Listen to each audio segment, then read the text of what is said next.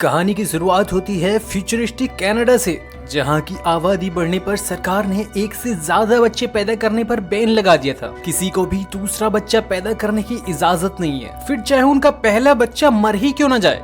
इस कानून को जो भी तोड़ता उसे देश की सबसे खतरनाक जेल में भेज दिया जाता। कनाडा और यूएस के बॉर्डर पर काफी टाइट सिक्योरिटी थी और वहां से पूरी तलाशी लेकर ही लोगों को आगे जाने दिया जाता। वहीं एक कार में जॉन ब्रेनिक, जो कि एक फौजी हुआ करता था, अपनी पत्नी कैरेन के साथ था। कैरेन ने अपनी कोट के नीचे एक मैग्नेटिक ब्रेस्ट पहन रखी थी। असल में वो प्रेग्नेंट है और यहाँ से दूर जाकर वो अपने दूसरे बच्चे को जन्म देना चाहती है, और इस मैग्नेट की वजह से उसकी चेकिंग के दौरान असलियत सामने नहीं आएगी।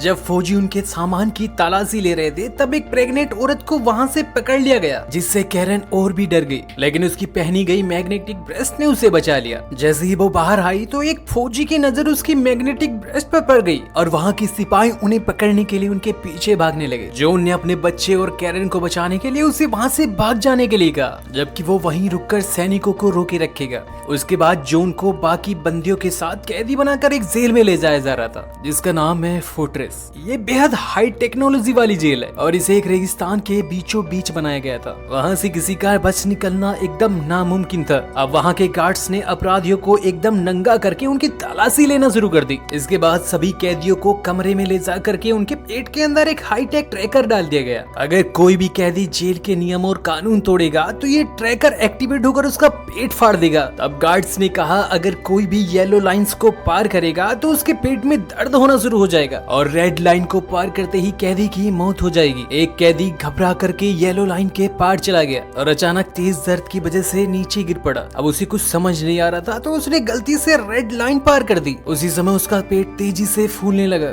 और कुछ ही पलों में धमाके से फट गया। इसके बाद सभी कैदी अंडरग्राउंड जेल में पहुंचे, जो धरती के 30 फ्लोर नीचे जाकर थी। जॉन को नीनो नाम के कैदी के साथ Z10 रोबोट के पास में लाया गया। कैदियों को वहां से बाहर जाने से रोकने के लिए वहां पर लेजर बीम्स लगाई गई थी। जॉन वहां डी-डे और अब्राहम से मिला। अब अब्राहम ने जॉन को सोने से पहले एक चेतावनी दी। उसने कहा कि वो गलती से कोई भी सपना ना देख ले। सोने के बाद जेड वहां पर चेकिंग पर आया और स्कैन करके उसके सपने तक पहुंच गया। जॉन अपने सपने में अपनी पत्नी कैरन को देख रहा था और अपने मॉनिटरिंग रूम से पो ने भी उसका सपना देख लिया और उसकी नजर कैरन पर टिक गई, क्योंकि वहां पर किसी को सपना देखने तक की इजाजत नहीं थी। इसलिए पो ने जॉन का सिक्योरिटी डिवाइस एक्टिवेट कर दिया और जोरदार दर्द की वजह से उसकी नींद खुल गई। अगले दिन मजदूरी करते हुए मैडॉक्स नाम के आदमी ने आदमी हूँ आदमी से प्यार करता हूँ टाइप के आदमी ने नीनो का गलत फायदा उठाना चाहा। जॉन तुरंत उसे बचाने पहुंचा, लेकिन जेड ने तीनों के पेट में डिवाइस एक्टिवेट कर दिए। इसके बाद तीनों को लेजर ट्रैकर में रखकर पूछा गया कि आखिर शुरुआत किसने की थी। नीनो मैडॉक्स से बहुत डरता था, इसलिए चुप रहा। अपने दोस्त को बचाने के लिए जॉन ने लड़ाई का इल्जाम अपने सर पर ले लिया। इसके बाद जॉन को पो के ऑफिस में ले जाया गया, जहाँ वो कैरन को नहाते हुए देख रहा था। ऐसा लगता है कि कैरन को भी पकड़कर जेल के अंदर डाल दिया गया है। पो ने जॉन और कैरन को बेरहमी से टॉर्चर करना शुरू कर दिया और दोनों दर्द में कराहने लगे। बाद में इब्राहिम ने बताया कि फ्लोर ए और बी में सारी औरतें हैं और कैरन भी वहीं होगी।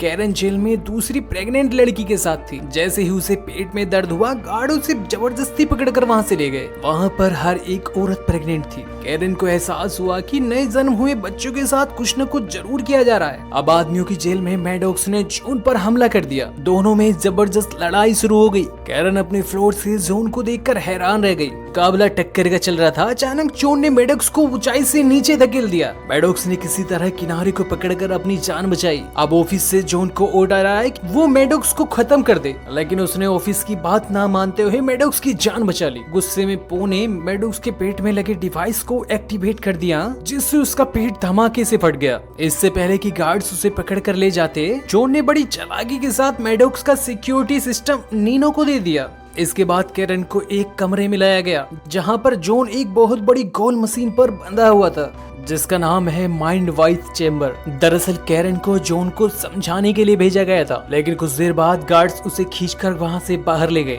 उसके बाद मशीन जोर जोर से घूमने लगी और जॉन के दिमाग में गड़बड़ी शुरू हो गई। ये पो का ऑर्डर ना मानने की सजा थी। जॉन के दिमाग में उसकी ट्रेनिंग और उसकी शादी की यादें दिमाग में घूमने लगी और कुछ देर बाद पो ने कैरन को अपने ऑफिस में बुलाया। वो समझ नहीं पा रहा था कि आखिर जॉन 3 दिन से उस मशीन पर कैसे टिका हुआ है, लेकिन ज्यादातर लोग तो 1 घंटे में ही मर जाते हैं। अब पो उन्होंने उससे कहा कि अगर वो जोन से तलाक लेकर उसकी हो जाए तो वो उसे और उसके होने वाले बच्चे को माफ कर देगा। अब वो अपने होने वाले बच्चे और अपने पति के लिए ना चाहते हुए भी राजी हो गई। अब जब जोन अपने सेल में पहुंचा तो वो एक जिंदा लाश बन चुका था। वो किसी से कोई बात नहीं कर रहा था, बस यूं ही गुमसुम सा पड़ा रहता। यहाँ तक कि उसे किसी भी तरह का कोई दर्द होना बंद हो गया था। कैरन अब पो के साथ रहने लगी थी। एक रात एरे ने देखा कि पो अपनी कुर्सी पर कई सारे तारे अपने शरीर के साथ लगा कर बैठा है। पता चला कि पो को मॉडिफाई करके एक एडवांस ह्यूमन बनाया गया था। उसे ना तो कुछ खाने पीने की जरूरत है, ना ही सोने की जरूरत है। बस एक बार उसके शरीर से तारे जुड़ जाएं और उसका काम चंगा। और यहाँ पर पैदा होने वाले बच्चों के साथ भी यही किया जाता है। उन सभी बच्चों को यहाँ पर एडवांस ह्यूमन बना दिया जाता है ताकि पूरी धरती इन आम इंसानों से पूरी तरीके से आजाद हो जाए और किसी को भूख प्यास की जरूरत ही ना हो। ये सुनते ही कैरन के होश उड़ गए। 4 महीने बीत गए थे, लेकिन अब तक जॉन की हालत में कोई भी सुधार नहीं दिखाई दे रहा था। अब अब्राहम उससे कहता है कि कैरन का पेट बढ़ने लगा है और जल्दी उनका बच्चा इस दुनिया में आ जाएगा। जॉन ने कोई हरकत नहीं की, लेकिन उसकी आंख से आंसू टपक गया। उस रात कैरन ने पो को रिझाकर काफी दारू पिलाई और उसे बेहोश कर दिया।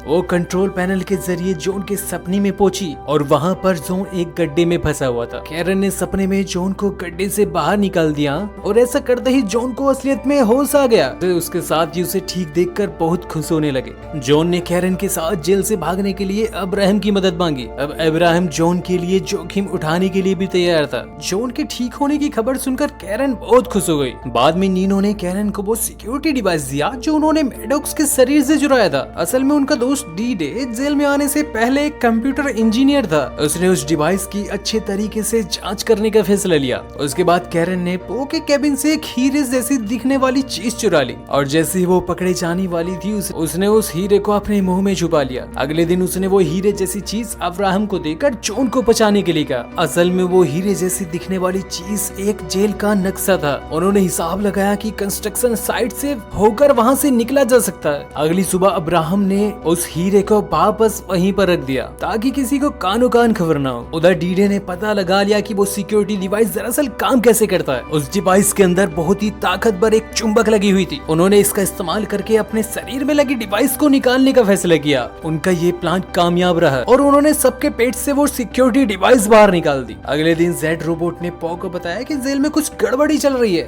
उसने सिक्योरिटी कैमरा में कैरन को लेंस चुराते हुए और अब्राहम को लेंस वापस रखते हुए देख लिया। उसके साथ इतना बड़ा धोखा होने पर वो गुस्से से भर गया। उधर जॉन की टीम भागने की तैयारी में लग गई। उन्होंने सभी सिक्योरिटी डिवाइस निकालकर एक कंस्ट्रक्शन पाइप पर लगा दिए और आपस में लड़ाई करने की एक्टिंग करने लगे। उधर जब रोबोट को पता चला कि लड़ाई हो रही है तो उसने डिवाइस को एक्टिवेट कर दिया, लेकिन उनके सिक्योरिटी डिवाइस तो पाइप पर लगे थे। जोरदार धमाके के साथ पाइप फट गई और वहाँ पर भागने का रास्ता बन गया। इससे पहले कि वो भाग पाते पो ने पाइप में गर्म हवा छोड़ दी। दूसरी तरफ रोबोट्स ने उन पर गोलियां बरसानी शुरू कर दी। वो लोग अब पाइप में फंस चुके थे। उनके साथ का एक कैदी घबराकर जेल में जाने लगा, लेकिन उन रोबोट्स ने उसे गोलियों से छलनी कर दिया। दूसरी तरफ जब अब्राहम कैनन को लेने जा रहा था, लेकिन उसी वक्त वो वहां आ गया और उसने अब्राहम को मौत के घाट उतार दिया और उसके गार्ड्स कैरन को खींच कर ले गए ताकि उसके बच्चे को एडवांस रोबोट बनाया जा सके। उधर जॉन की टीम एक रोबोट को मार गिराने में कामयाब हो गई। अब उन्हें पता चला कि ये कोई रोबोट नहीं बल्कि एक एडवांस ह्यूमन है। जॉन ने उसकी बंदूक उठाई और बाकी सबका सामना करते हुए वो जेल तक पहुंच गया।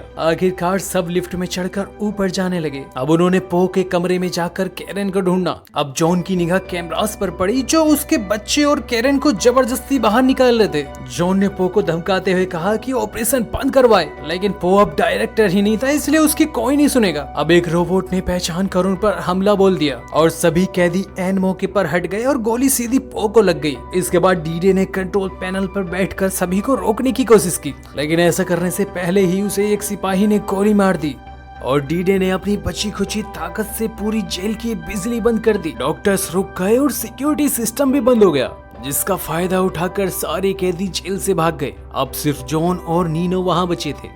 अब वो कैरन को बचाने पहुंचे और डॉक्टरों से छुड़वाकर उसे जेल के ट्रक में ले गए और फिर मैक्सिको का बॉर्डर क्रॉस करके ही रुके। अब कैरन बच्चे को जन्म देने ही वाली थी, लेकिन जेल का ट्रक अचानक अपने आप चलने लगा। पता चलता है कि ट्रक को अब भी जेल से कंट्रोल किया जा रहा था। उसने नीनो को कुचलकर मार डाला। जॉन उसका सामना करने बाहर चला गया और कैरन झोपड़ी में अपने बच्चे को जन्म देने लगी। कैरन झोपड़ी में तड़प रही थी, तभी जॉन ने ट्रक को धमाके से उड़ा दिया, लेकिन बदकिस्मती से वो ट्रक झोपड़ी से जा टकराया। अब कैरन मलबे के नीचे फंस गई। जॉन घबरा कर अपनी पत्नी को ढूंढने लगा, लेकिन वो सही मौके पर वहां से निकल गई थी। वो बिल्कुल सुरक्षित थी और उसके हाथ में प्यारा सा बच्चा था। आखिरकार जॉन और कैरन अपने बच्चे को बचाने में कामयाब हो ही गए। क्या आप भी अपने बच्चे से प्यार करते हैं? तो इस वीडियो को लाइक कर दो और मेरे चैनल को सब्सक्राइब कर दें।